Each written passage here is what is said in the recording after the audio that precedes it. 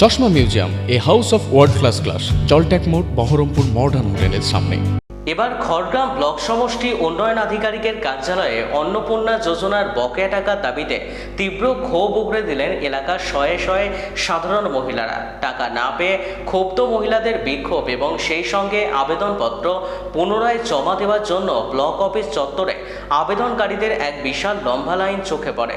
এই ঘটনাকে কেন্দ্র করে আজ দিনভর খড়গ্রাম ব্লক অফিস চত্বরে চরম উত্তেজনা ও ব্যাপক চাঞ্চল্য ছড়িয়ে পড়ে। স্থানীয় সূত্রে জানা যাচ্ছে, খড়গ্রাম ব্লকের বিভিন্ন এলাকার মহিলারা সমস্ত নিয়ম মেনে এবং বারবার প্রয়োজনীয় সমস্ত নথিপত্র বা ডকুমেন্ট জমা দেওয়া সত্ত্বেও অন্নপূর্ণা যোজনার প্রাপ্য সরকারি ভাতা তাদের ব্যাংক অ্যাকাউন্টে ঢুকছে না।